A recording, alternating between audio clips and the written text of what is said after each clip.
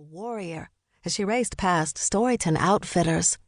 She maintained a decent speed on the treacherous broken arm bend, and, feeling invincible, prepared to face the hill. Crouching low over her handlebars, she pumped her legs even harder, trying to gain momentum before the road began its sharp rise. With the warm breeze caressing her flushed cheeks and her strawberry blonde ponytail streaming out behind her like a comet's tail, Jane felt unstoppable. The feeling was short-lived. She was still on the lower part of the hill when the twins caught her. Hem's front tire practically kissed Jane's rear tire, and Fitz was poised to overtake her as soon as the shoulder widened. "Are you tired, Mom? We can hear you panting."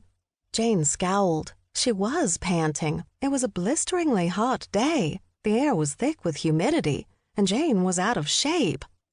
A guest had once told her that British food was awful, but Jane disagreed with this assessment. She'd eaten plenty of lovely food in England. After she and the twins had indulged in fish and chips, bangers and mash, Welsh rarebit, and ploughman's lunch, Edwin had taken charge of their restaurant picks.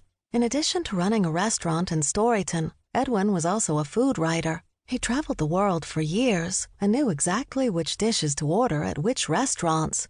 Based on his recommendations, Jane dined like a queen in London.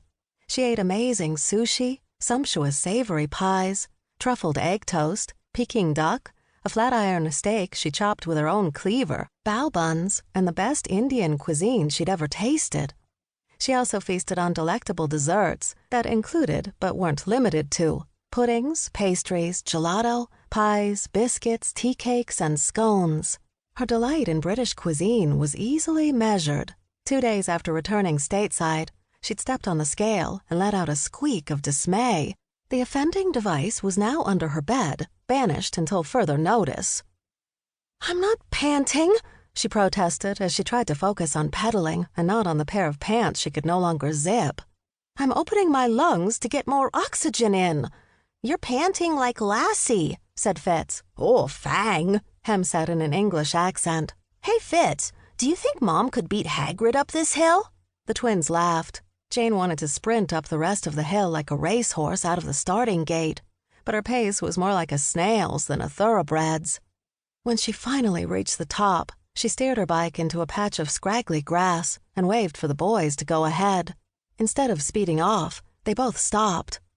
"Are you okay, Mom?" Fitz asked with genuine concern. Jane waved again. "Just catching my breath." "You should be careful," Hem said with devilish glee. "Queen Anne wasn't much older than you when she died." Fitz peered into the basket attached to Jane's handlebars. "Did you pack your smelling salts?"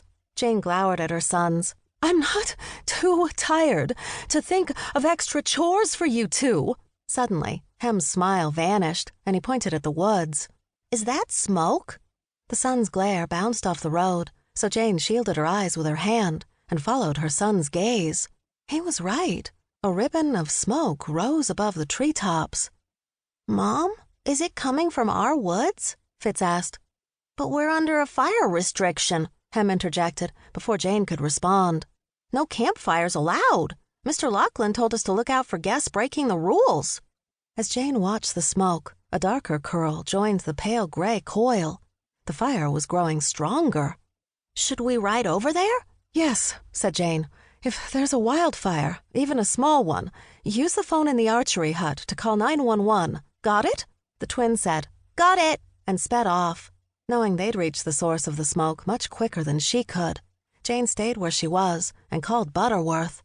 A former member of Her Majesty's Secret Service, the butler of Storyton Hall was also an expert in marksmanship, reading body language, and remaining calm during a crisis. A bit of smoke wasn't a crisis, but when it came to the safety of Storyton Hall guests, Jane always erred on the side of caution. "Good afternoon, Miss Jane." Butterworth's voice was as deep and constant as a mountain. "The boys and I are on our way back from the village," Jane said. "We just crested the hill and saw smoke rising over the trees. I think it's coming from the archery fields. Has anyone heard from the film crew in the past hour?" Butterworth replied, "Mr. Lachlan was scheduled to walk over after his falconry lesson, but I'll drive there post-haste and report back to you." Jane thanked him, pocketed her phone,